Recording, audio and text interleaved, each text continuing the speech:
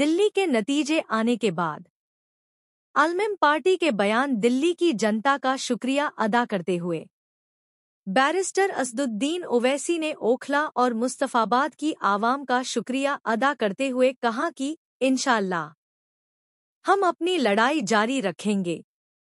उन्होंने यह भी कहा कि ताहिर हुसैन, शिफा उर रहमान और उन तमाम लोगों की रिहाई के लिए दुआ करेंगे जो पिछले 5 साल से जेलों में कैद हैं। साथ ही असदुद्दीन ओवैसी ने नाम नेहाद सेक्युलर पार्टियां को लेकर क्या कहा। औज़ुबिल्लाहि मिनश्शैतानिर्रजीम, बिस्मिल्लाहिर्रहमानिर्रहीम, अस्सलामु अलैकुम वरहमतुल्लाहि वबरकातुहू।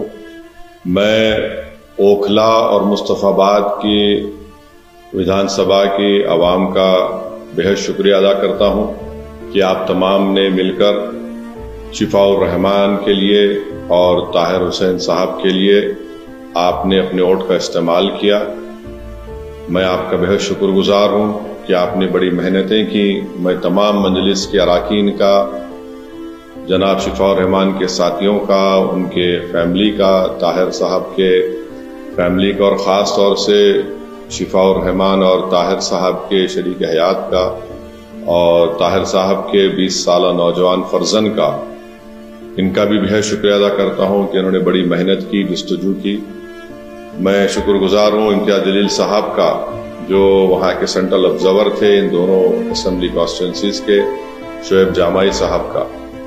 नतीजा जो हम चाह रहे थे नहीं आया है, मगर मुझे यकीन है कि हम तमाम के हौसले बुलंद हैं और बुलंद रहेंगे और इंशाअल्लाह ताला हम अपनी इस लड़ाई को जारी रखेंगे। जमहूरियत हमको इस बात की इजाज़त देती है कि हम अपने पसंद के उम्मीदवारों को उतारें।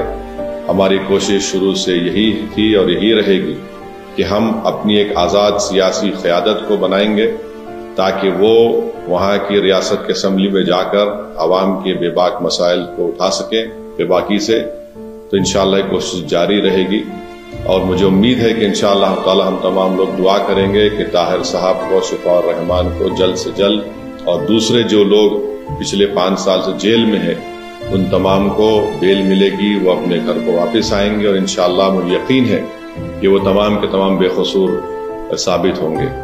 मैं एक बात अवाम अन्नास को बताना चाहता हूँ कि नतीजे आने के बाद आप देख रहे हैं कि जो लोग अपने आप को बड़ा सेकुलरिज्म के दावेदार कहते थे, वो दोनों सियासी पार्टियां आज एक दूसरे पर बी टीम का इल्जाम नहीं लगा रही हैं।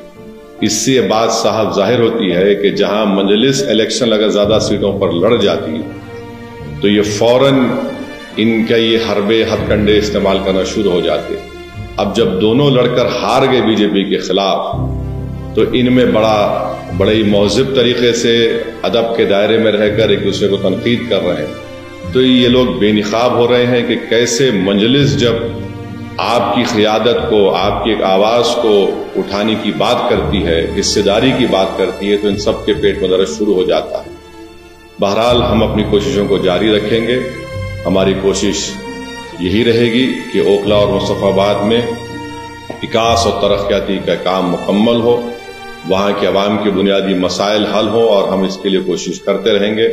मैं आप तमाम का बेहद शुक्रिया अदा करता हूँ और हमने मेहनतें की। अल्लाह हमारी इस मेहनत को, कुर्बानी को ज़रूर कबूल करेगा और इंशाअल्लाह आने वाला कल हमारा होगा। बहुत बहुत शुक्रिया।